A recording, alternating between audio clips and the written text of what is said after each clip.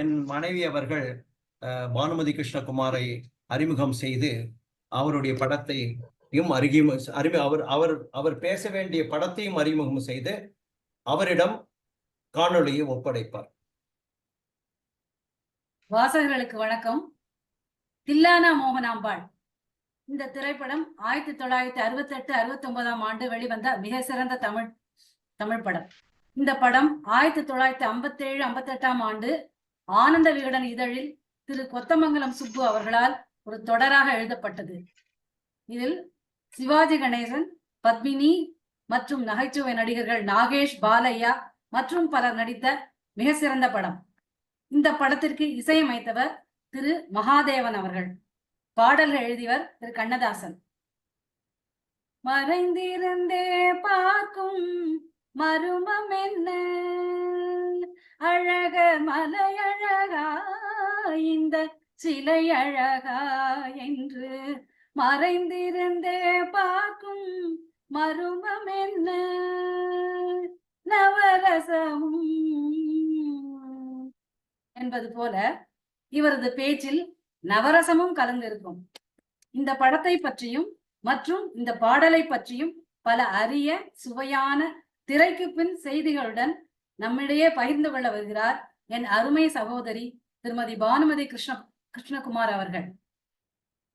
இவரை பற்றி, இவர் ஒரு சிறந்த பன்முக பேச்சாளர், எழுத்தாளர், நெறியாளர், தொகுப்பாளரும் ஆவார்.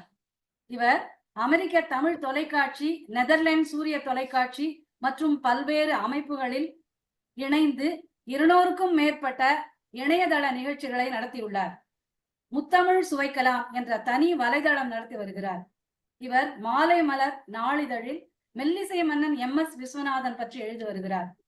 சாதனை சிகரம் விருது, மங்கையரில் மாணிக்கம் விருது போன்ற பல விருதுகளுக்கு சொந்தக்காரர். இவருடைய தமிழ் தொண்டு பட்டியல் நீண்டு கொண்டே போகிறது. இவர் எங்கள் நிகழ்ச்சியில் இணைந்து பணியாற்ற ஒப்புக்கொண்டமைக்கு மிக்க மகிழ்ச்சி. இப்பொழுது தில்லானா மோகனாம்பாள் திரைப்படத்தை பற்றி சுவையாகவும் விரிவாகவும் எடுத்துரைக்க வருகிறார் என் அருமை சகோதரி திருமதி பானுமதி கிருஷ்ணகுமார் அவர்கள். நன்றி. வணக்கம். வணக்கம். இந்த நிகழ்ச்சியை ஒரு புத்தகம், நம்ம தமிழ் வருடம் 60 ஆண்டுகள் என்ற ஒரு புத்தகம், அதை தொடர்புடைய வரலாற்று மற்றும் சமூக நிகழ்ச்சிகளை குறித்து ஒரு புத்தகம் எழுதி வருகிற ரவிச்சந்திரன் ஐயா அவர்களும் அதற்கு உறுதுணையாக இருக்கிற கௌசல்யா ரவிச்சந்திரன் அவர்களையும் வணங்கி இந்த நிகழ்ச்சிக்குள் செல்லலாம். நெறியாளர்கள் செய்து கொண்டிருக்கும் கபிலன் ஐயா அவர்களுக்கு வணக்கம். இந்த நிகழ்ச்சி ஊடே மின் இதழ் ரீதியாக கொண்டு வருவதற்கான புது முயற்சியில் இறங்கியமைக்கு முதலில் வாழ்த்துக்களை தெரிவித்துக் கொள்கிறேன். ஒரு அழகா ஒரு வழித்திறப்பாக இருக்கிறது இந்த முயற்சி. இதை எல்லாரும் கடைபிடிப்பார்கள் என்று நம்புவோம். மிக அழகாக ஒவ்வொரு வருடத்திற்கு ஒரு நிகழ்ச்சி என்று எடுத்துக்கொண்டு எழுத போகிறேன் என்று இந்த புத்தகத்தை தொடங்காத முன்னே எனக்கு அவர் என்னிடம் சொல்லி இருக்கிறார். அந்த 60 வருஷத்தை பத்தி என்னென்ன சிறப்புகள் இருக்கோ அதெல்லாம் நான் எழுத போறேமா அப்படின்னு அது எனக்கு தெரியும். அந்த ஆரம்ப முயற்சியிலே சொன்னார். இதில் அந்த நமக்கு 68 69 இந்த தில்லானா மோகனாம்பாள் திரைப்படம் வந்திருக்கிறது. அது எனக்கு ஆய்வு செய்ய சொல்லி இருக்கிறார். இந்த திரைப்படத்தை சொல்லும் போது கௌசல்யா அம்மையாரை எல்லாம் சொல்லிவிட்டார்கள். AP நாகராஜன் அவர்கள் புராண படங்களை எடுத்து வந்தவர். அவர் இந்த கலாச்சாரம், கலை, பண்பாடு இது தொடர்பான படங்களை தொடர்ந்து எடுத்து வருவார். அப்படி வரும்போது இந்த திரைப்படத்தையும் எடுக்கிறார். இந்த திரைப்படம் அவங்க சொன்ன மாதிரி ஆனந்தவுடன் வார இதழ் கொத்தமங்கலம் சுப்பு அவருடைய மகள் கூட எனக்கு ரொம்ப நெருங்கிய தோழி, நான் அக்கான்னு அவங்கள கூப்பிடுவேன். அவங்க அவங்க அப்பா இந்த திரைப்படத்தை மிக அழகாக எழுதியிருந்தார். அதை திரைப்படமாக AP நாகராஜன் தயாரித்து இயக்கியிருக்கிறார். இந்த திரைப்படத்துல ஒரு நடிகர்கள் பட்டாளமே எல்லாருமே பெரிய பெரிய ஜாம்பவான்கள் என்று சொல்லக்கூடிய மிகப்பெரிய நடிகர்கள் எல்லாருமே, SP சகஸ்ராமன், SP நாகையா, அப்புறம் பாலையா, சாரங்கபாணி, தங்கவேலு எல்லாருமே இருப்பாங்க. ஏன்னா அவ்வளவு துணை நடிகர்களுக்கும் சரிசமமாக நல்ல ஆழமான ஒரு பாத்திரம் வழங்கப்பட்டிருக்கு. எல்லா கதாபாத்திரத்தையும் நம்ம லேஸ்ல சொல்லிட முடியாது. அத்தனை ரொம்ப ஆழமாக நடிச்சிருப்பாங்க எல்லாருமே.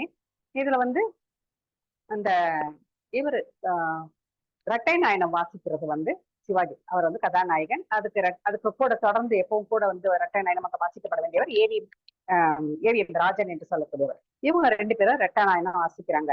இந்த வாசிப்புக்கு பின்னணியில் இருந்து இசையமைத்தவர்கள் MPN பொன்னுசாமி, சேதுராமன் சகோதரர்கள் மதுரையை சேர்ந்தவர்கள்.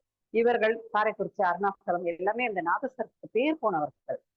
இந்த நாதஸ்வரத்தை, இந்த படத்தையே வந்து நாதஸ்வரம் மாமேதை அருணாச்சலம் அவர்களுக்கு தான் சமர்ப்பணம் என்று அது வருகிறது. நாதஸ்வரம் அப்பேற்பட்ட ஒரு கோயில்கள் நாதஸ்வரம் சுப நிகழ்ச்சிகளும் நாதஸ்வரம் இல்லாத நிகழ்ச்சியே இருக்காது என்று சொல்லலாம். நம்முடைய வாழ்க்கையோட இணைந்த ஒரு இசைக்கருவி. இந்த இசைக்கருவி ஆச்சா மரம் என்று ஒரு மரம் இருக்கிறதா. அந்த மரம் வந்து அந்த மரத்துலதான் இந்த நாதஸ்வரம் செய்யப்படுகிறது. இது எப்படி உடைச்சாலும் உடையாதான். இரும்பு சம்மட்டி எடுத்து அடிச்சா கூட உடையாதான். அத்தகைய ஒரு சக்தி வாய்ந்த அடர்த்தியான ஒரு மரம் வந்து ஆச்சா மரம். அதில் தான் இந்த நாதஸ்வரம் செய்கிறார்கள். அதில் சீவலி என்று சொல்லக்கூடிய நிறைய இருக்கும். அதுல ஒரு ஸ்வரத்துக்கு ஒண்ணு வச்சு வாசிப்பாங்களா இருக்கும். மிக அருமையான ஒரு கருவி அது.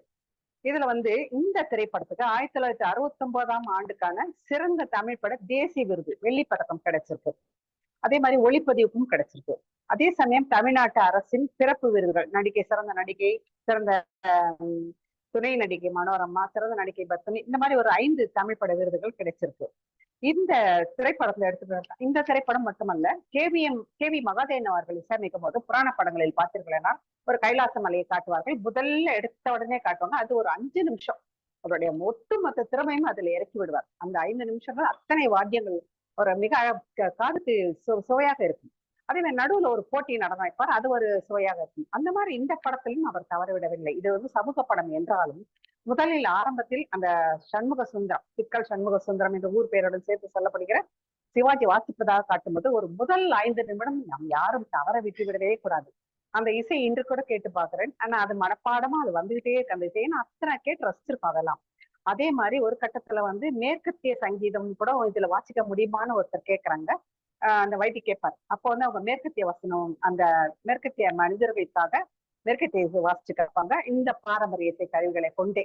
அது ஒரு சிறப்பு. அந்த மாதிரி அப்புறம் தில்லானான்னு ஒண்ணு வரும்.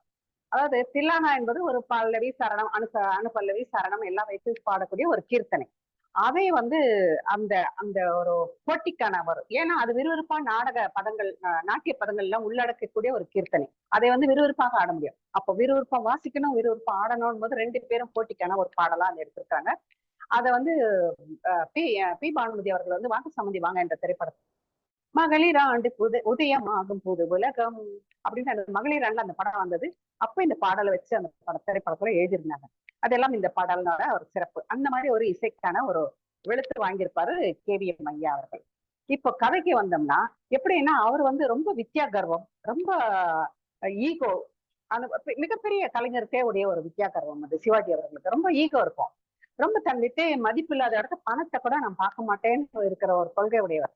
அவர் அந்த முதல் காட்சியிலேயே இவங்க பத்மினி வந்து ரொம்ப நடந்துகின்ற பிறந்த பெண்மணி என்றுதான் சொல்லப்படுகிறார்கள். அதாவது முதல் காட்சியிலேயே அந்த சிவாஜி அவர்களோட கோஷ்டி வாசிக்கிறத பத்மினி அவங்க கோஷ்டி ரசிக்கிறதுல இருந்து அவங்கள பத்தி ஒவ்வொருத்தரா சொல்லி முடிச்சிடறாங்க. அந்த முதல் 5 நிமிஷம் எல்லா கேரக்டரை பத்தியும் சொல்லி முடிச்சிடறாங்க. அதே ஒரு சிறந்த ஒரு கதை சொல்லும் முறைதான் நாம் சொல்லணும். அப்படி ஒரு இது வரும்போது அவங்க வந்து அந்த வேட்டி சத்தம்லாம் அந்த பத்மினி வரவேற்க வேட்டி சத்தம் செய்வோம். அது சிவாஜிக்கு பிடிக்கல. நான் வாசிக்கும் போது இந்த வேட்டி சத்தம் இடைஞ்சலா இருக்கும் போது அப்ப பத்மினி சொல்லுவாங்க, ஏன் வேட்டி சத்தத்துக்கும் அலைக்கடல் ஓசைக்கும் பறவையின் சத்தத்துக்கும் மரத்தின் அசைவுகள் கூட நம்ம நடனம் ஆடலாம், எல்லாத்துலயும் ஒரு லயம் இருக்கிறது, ஏன் ஆட முடியாதா அப்படின்னு சொல்லி அவரை வந்து ஒரு ஒரு அவங்களும் சரிசமமான ஒரு வித்தையா இருக்கிறது தான். அவங்க ஒரு கேள்வி கேட்கும்போது அப்ப நீ ஏன் ஆடிக்கோன்னு சொல்லும்போது, ஏன் நீ ஒரு நாள் நான் அந்த மாதிரி இசைக்கெல்லாம் நான் ஆடி காட்டுறேன், அப்போ நீ வாசிக்கிறியா? வாசிக்கிறேன். அப்போ என்னோட நடனத்துக்கு நீ வாசிச்சு காட்டு, உன்னுடைய வாசிப்பு நான் ஆடி காட்டுறேன், யார் ஜெயிக்கிறாங்க பார்க்கலாம். அன்னில இருந்து நான் தோத்துட்டேன்னா காலில் சலங்கையே கட்டுறது பத்மினி சொல்றாங்க, நான் தோத்துட்டேன்னா வாசிக்கிறதே இல்லைன்னு சிவாஜி சொல்றாங்க. இது வந்து அவங்க அம்மா ஒரு கதாபாத்திரம் மிக அற்புதமா வடிவமைக்கப்பட்டிருக்கு. அவங்க வந்து வடிவு அப்படின்ற பேரை வடிவு. அவங்க வந்து ஒரு அதாவது அந்த பெண்ணுக்கு வயது இருக்கும் போதுதான் 4 இடங்களில் கச்சேரிகள் பெற்று வாய்ப்பு பெற்று சம்பாதி வைத்து அவங்க வீட்டிலேயே ஒரு 6 பேர் இருக்கிறாங்க, வண்டிக்கார் இருக்கிறாங்க. இத்தனை பேரும் சாப்பிட வேண்டும், நல்ல வசதியாக வாழ வேண்டும் என்று நினைக்கிறதுனால அந்த பெண் நிறைய சம்பாரிச்சு தர வேண்டும் என்று எப்படியாவது அது வயதான காலத்தில் ஆட முடியாமல் போய்விடலாம். அப்போது யாராவது ஒரு நல்ல பெரிய மனிதத்துடன் இவளுக்கு வாழ்க்கை அமைத்து கொடுத்துவிட்டால் நிம்மதியாக மகளும் நிம்மதியாக இருப்பான், நம்மளும் நிம்மதியாக இருக்கலாம் என்ற ஒரு கருதக்கூடிய இதில் கொஞ்சம் அதிகபட்சமாக சுயநலம். அதாவது அவளுக்கு பிடிக்குதோ பிடிக்கலையோ, உனக்கு என்ன பிடிக்கும்னு உனக்கு என்ன வேணும்னு எனக்கு தான் தெரியும்ன்ற ஒரு கண்மூடித்தனமான ஒரு கொள்கை இருக்கிற ஒரு அம்மா. அதை வந்து தனக்கு சாதகமாக எடுத்துக்கொண்டு எல்லா பெரிய மனிதரோடும் நான் உங்களுக்கு வாழ்க்கையை நான் ஏற்படுத்தி தருகிறேன் என்று அதை மூலமாக ஆதாயம் பார்க்கக்கூடிய ஒரு நாகேஷ் வைத்திய கேரக்டர். இப்படி ஒரு ஒரு கதாபாத்திரமும் வடிவமைக்கப்பட்டது மிக அற்புதமாக இருக்கும். இதுல அவங்க போட்டி போடும் போது இதுக்கு இடையில அந்த பெண் என்ன பண்ற, இந்த கற்றாரை காமருவர் என்பது போல இந்த மேதைக்கு அந்த மேதை பிடிக்கிறது. பத்மினிக்கு சிவாஜி மிகவும் பிடிக்கிறது. அவள் ஒன்றும் இல்லை, அவள் மிகச்சிறந்த பரத கலையை கைக்கொண்டவள். அவள் வாழ வேண்டும், நல்ல ஒரு மனதுக்கு பிடித்த ஒரு கலைஞனோடு வாழ வேண்டும் என்று ஆசைப்படுகிறார். இதுதான் நியாயமான ஆசைதான். ஆனால் இதற்கு அவங்க அம்மாவனுடைய சுயநலத்தை, அவங்க அம்மாவுடைய அதிகபட்ச பேராசையை பயன்படுத்திக் கொண்டு சுயநல வைத்திய போன்ற சுயநலவாதிகள் வைத்துக்கொண்டு இந்த அந்த மிராசுதாரர் அவளுக்கு ஆபத்து ஏற்படுத்தி அவளை தன் வசப்படுத்திக் கொள்ள நினைப்பது, பாலாஜி மைனர் அவர் தன்னை வசப்படுத்திக் கொள்ள நினைப்பது, மதன்பூர் மன்னர் எம்என் நம்பியார் அவர் அவளை வசப்படுத்திக் கொள்ள நினைப்பது, இதற்கான முயற்சிகள். அது அப்ப எல்லாருமே கெட்டவங்க. அவ சந்திக்கிற இந்த எல்லாருமே அவளை அந்த வாழ்க்கையில வாழ விடாமல் தடுக்கிற ஒரு கெட்ட மனிதர்கள். ஆனால் இதுக்கு எல்லாமே உதவுவர்கள் ஆண்களும் இருக்கிறார்கள், பெண்களும் இருக்கிறார்கள். மனோரமா, அந்த சாமியார், இப்படி எல்லாருமே இருக்கிறார்கள். அவங்க எல்லாருமே கடைசியில திரும்பிடுறாங்க. இப்படி கெட்டவங்க ஆனா நல்லவங்க ஆயிடுறாங்க. உலகம் நல்லவர்களாலும் கெட்டவர்களாலும் பிணையப்பட்டுள்ளது. எல்லாரும் எப்போதும் கெட்டவர்களை வாய்ப்பு கிடைக்கும் போது எல்லாரும் மாறிவிடுகிறார்கள் என்ற ஒரு நம்பிக்கையை தருவதாகவும் இந்த படம் இருக்கிறது. இந்த திரைப்படத்துல பத்மினி அம்மா மறைந்திருந்தே பார்க்கும் பர்ணம் அம்மா பாடி காட்டினாங்க, கௌசல்யா மேடம் பாடி காட்டினாங்க. அந்த பாடல அப்படின்னு வந்தவன அந்த 8 மெய்ப்பாட்டு நிலையும் ஒரு ஒரு ஷாட்ல கொண்டு காட்டுவார். அந்த இயக்குனர் மிக அழகாக கனிவு, காதல், சிங்காரம், கோபம், அழுகை, வெகுளி எல்லாத்தையும் அந்த 8 மெய்ப்பாட்டு நிலையும் அப்படி கட் ஷாட்ல காட்டி முடிப்பாங்க. ரொம்ப அழகது. அந்த ஒவ்வொருத்தராக அந்த சிவாஜிக்கு தெரியாம அவளோட மோகனாவுடைய நடனத்தை மறைந்திருந்து பார்க்கும்போது கடைசி சிக்கல் சண்முகம் பார்ப்பது மிக அழகாக இருக்கும். ஒரு கட்டத்தில் போட்டி வரும்போது அவங்க ஜெயிச்சுட்டாங்கன்னா சிவாஜியும் பத்மினியும் எங்கே மறந்து கொண்டு விடுவார்களோ என்று அந்த நாகப்பன் என்ற வில்லன் கத்தியை எறிந்து அவர் கை காயப்பட்டு விடுவதும், அதற்கு மேல் அவர் எங்க வாசிக்க முடியாம போயிடுமோ என்றது எல்லாம் பயப்படுவதும், அந்த ஒரு மைனர் நான் சென்னைக்கு அனுப்பிச்சு நான் எவ்வளவு செலவானாலும் வைத்தியம் பார்க்கிறேன் என்று எந்த மைனர் அந்த பத்மினியை திருமணம் செய்து கொள்ள வேண்டும் என்று நினைத்தாரோ அவரே சிவாஜி குணமடைவதற்கு மொத்த செலவு ஏற்றுக்கொள்ளேன் என்று சொல்லக்கூடிய நல்லவராக மாறுவதும், அந்த எம் பானுமதி என்ற ஒரு நர்ஸ் அவங்க அவருக்கு இவருக்கு ரொம்ப அதிகபட்சமா தன் மேல மயங்கிதான் தனக்கு சேவை செய்கிறாளோ என்று சிவாஜி ஒரு கட்டத்தில் நினைத்து விடுகிறார். அவர் எது கெடுத்தாலும் அவசர முடிவு எடுப்பதாகவே காட்டிக்கொண்டே வருகிறார். கடைசியில் அது பத்மினி அவர்கள் சொல்லியும் காட்டுறாங்க, நீ எது கெடுத்தாலும் ஆரம்பத்துல இருந்தே தப்பா முடிவு எடுத்ததே உங்களுக்கு வேலையா போச்சுன்னு சொல்றாங்க. அந்த மாதிரியான கேரக்டர் கடைசியில அண்டர்லைன் பண்ணி நிறுவுறாங்க. அப்படி ஒண்ணு. அப்ப அந்த எம்பானுமதி கிட்ட அவர் கேட்கும்போது, நீ என்ன சார் மாற்றிக்கோ அப்படியெல்லாம் என்ன நினைக்காதுன்னு சொல்லுவாங்க. எம்பானுமதி சொல்லுவாங்க, நீங்க புத்தி சுவாதீனம் இல்லாதப்போ நான் இப்படிதான் கவனிச்சேன், நீங்க இப்ப மட்டும் ஏன் என்ன தப்பா இடப்பட்டீங்க?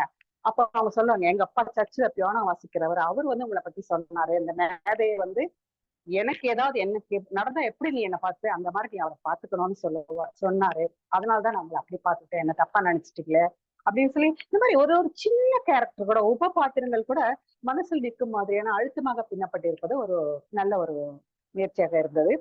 அதுக்கப்புறம் இந்த படம் நவம்பர் 2011 ரஷ்யாவில் உக்லிச் என்ற நகரில் சர்வதேச தமிழ் திரைப்படத்துல காட்சிப்படுத்தப்பட்டிருக்கிறது. அதுவும் ஒண்ணு சொல்றாங்க இந்த படத்தை பத்தி. அதுக்கப்புறம் இது என்னன்னா, இந்த பரதத்தை ஆசைப்படுற இந்த பெண் கடைசியில் அந்த மன்னரோட மனைவி எல்லாம் சொல்லி புத்திமதி சொல்லி மன்னர் திருந்தி எல்லாம் வரும்போது இவர் சிவாஜி கணேசன் அவர்கள் அவரோட வழக்கம் போல தவறுதலாக புரிந்து கொண்டதன் பேரில் இவர் மனசுல நம்ம எப்பவுமே நல்ல பேர் எடுக்கவே முடியாது, இவர் இந்த கண்ணோட்டை தான் நம்மளை பாப்பாருன்னு அவங்க தற்கொலை பண்ணிக்கொள்ள முயற்சி செய்யும் போது அவங்க அம்மாவே வாயால நீ வா, இவரும் நான் இனிமேல் உன்னை எதுவுமே சொல்ல மாட்டேன், நாதத்தின் மீதானே என்று சொல்வதும் அவங்க அம்மா நீ சண்முக சுந்தரத்தை திருமணம் பண்ணிக்கோமா, நான் உங்க திருமணத்துக்கு தடையா இருக்க மாட்டேன். யார் 2 பேர் இதுல கிளியரன்ஸ் கொடுக்கணுமோ அவங்க என்ஓசி சர்டிபிகேட் கொடுத்துறாங்க. என்ஓசி சர்டிபிகேட் கொடுத்த உடனே அவங்க தற்கொலை முயற்சி காப்பாற்றப்பட்டு வெளியே இவங்க 2 பேரும் திருமணம் செய்து இந்த அதாவது கற்பாயியாக இருந்து ஜூஜில் ரமாமணியாக மாறி ருசாரமணி என்று பெயர் மாற்றிக்கொண்டு மலேசியா வரைக்கும் போனவர்கள் இவங்க கல்யாணத்துக்காக திரும்ப கல்யாணம் வீட்டு செய்து வைக்கிறார்கள். இப்படி உலகத்தில் கெட்டவர்களும் நல்லவராகிறது. ஒவ்வொருத்தரும் எந்தெந்த காலகட்டத்தில் எப்படியெல்லாம் எவ்வளவு அவளோட சின்ன நியாயமான ஒரு ஆசைக்கு எவ்வளவு தடை வருகிறது, அதை போராடி எப்படி இருக்கிறாங்க, இதுக்கு நடுவுல எவ்வளவு ஈகோ பாத்துக்கிறாங்க, இப்படி எல்லாம் பின்னப்பட்ட ஒரு கதையாகத்தான் இந்த கதை இருந்தது.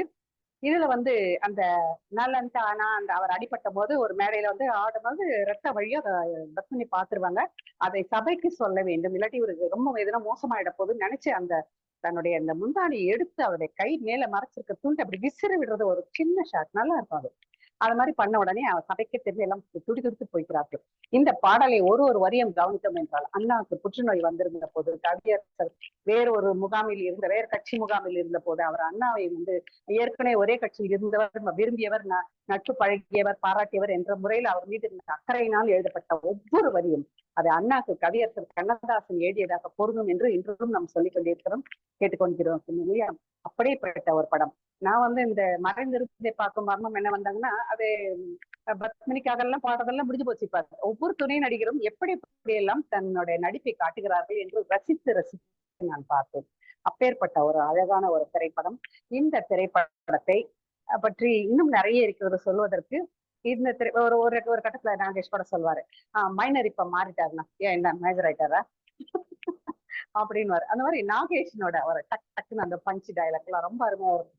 இதுல மிக அற்புதமான நடிப்பு என்றால் வடிவினோட கதாபாத்திரம் சொல்லலாம், வைத்தி நாகேஷோட கதாபாத்திரம் சொல்லலாம். பூசாமல் வாய் பூசாமல் எனக்கு சின்ன பத்திலே தெரியும், சின்ன பிள்ளைன்னு சொல்றது. மனோரமா அவங்களை சமாதப்படுத்தி அவங்களை 2 பேரும் திருமணம் செய்து கொள்ள உதவும் ஒரு நல்ல ஒரு மனசுக்காரராக மனோரமா போகுது. இப்படி எல்லாருமே ஒரு கட்டத்துல நாதஸ்வரம் நீங்க வாசிச்சு காட்டுங்க, உங்க நாதஸ்வரத்துல தான் அப்படி இருக்கா, இல்ல எல்லா நாதஸ்வரத்துலயும் அப்படி வருதான்னு கேட்கும்போது அதெல்லாம் நாபிக்காம சேர்ந்து வர்றது இசைன்றது கடவுளோட அருளால வர்றது, அது எல்லா வாத்தியத்திலயும் அப்படித்தான் வரும்னு சொல்லி வாசிச்சு காட்டுறது.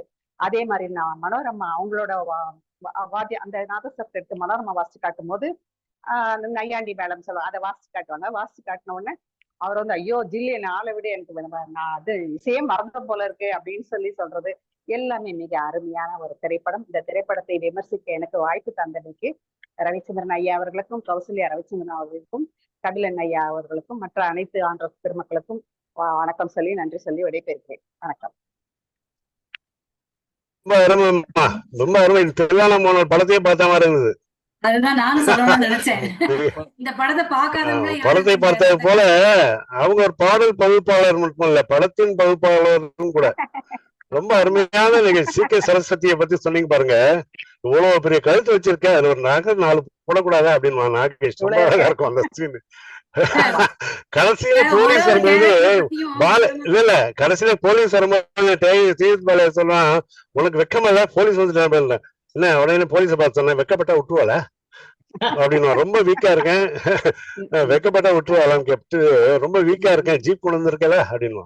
என்ன ஒரு அருமையான டைமிங் நாகேஷ் மாதிரி. ரொம்ப நல்லா சொன்னீங்கம்மா, ரொம்ப அருமை, ரொம்ப அருமை. கபிலன் ஐயா சொன்ன மாதிரி ஒரு கேரக்டரையும் விவரமா ஒண்ணு விடாம பல அரிய தகவல்களை சொன்னீங்க. நீங்க உங்க வாய்ஸ் மாடுலேஷன் ரொம்ப நல்லா இருந்தது, எனக்கு அப்படியே மியூசிக்காலிட்டிஸோட இருந்தது, அது ரொம்ப பிடிச்சது எனக்கு. ரொம்ப நுணுக்கமான தகவல், அந்த நாதஸ்வரம் எப்படி தயாரிக்கிறாங்க அதை பத்தி எல்லாம் கூட நீங்க சொன்னீங்க, அதெல்லாம் மிக அரிய தகவல் அது. அதான் இந்த படத்தை பார்க்காதவங்க யாருமே இருக்க முடியாது, மிக அருமை. அப்புறம் ஒரே ஒரு கேள்வி, இந்த படத்துல மாறல் என்னன்னு சொல்ல முடியுமா? இந்த இளைஞர்கள் பொதுமக்கள் எல்லாருக்குமே தான் இதை சொல்லணும். என்ன பொதுவா கணவன் ஒரு பொது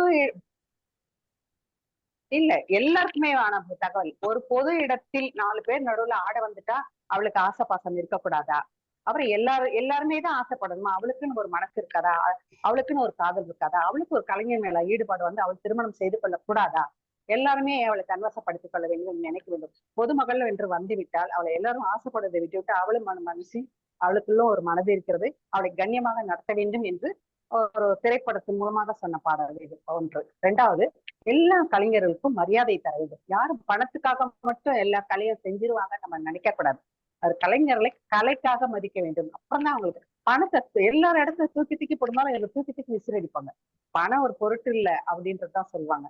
அந்த மாதிரி அந்த ஒரு கலைக்கு மதிப்பு தர வேண்டும், அந்த கலையை ஏந்தி கொண்டு இருப்பவர்களை மதிக்க வேண்டும் என்றெல்லாம் சமுதாயத்துக்கு சொன்ன ஒரு திரைப்படம் தான் இது. அந்த காலகட்ட கலாச்சாரத்தை ஒரு குறியீடாக இருந்ததனால் எம்ஜிஆர் அவர்கள் ரஷ்யாவிலிருந்து ஒரு கலைக்குழு வந்த போது எம்ஜிஆர் அவர்கள் இந்த நம்ம தமிழ்நாட்டை பத்தி தெரிஞ்சுக்கணும்னு நினைக்கும் போது அப்போ இந்த ஒரு தனி திரைப்பட வெளியீடு போட்டு இந்த நம்ம திரைப்படத்தை போட்டு காட்டி இதுதான் தமிழ்நாடு என்று சொல்லுங்கள் என்று சொன்னதாக நான் படித்திருக்கிறேன்.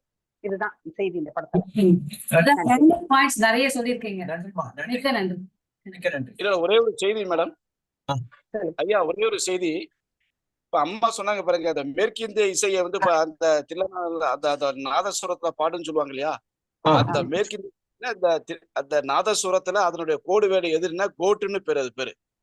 நீங்க வேற ஒண்ணு தில்லனாமரம்பால அந்த இதை நீங்க பாடுன்னு சொல்ல வேண்டாம். எந்த நாயனக்காரன்ட்ட போயிட்டு கோட்டு வாசிங்கன்னா அந்த இதை வாசிப்பான். அது பேரு கோட்டுன்னு பேரு. அது வந்து அரிகேச நல்லூர்ன்றவரு அந்த ஸ்டைல கொண்டு வந்ததா சொல்றாங்க இல்லையா? அரிகேச நல்லூர்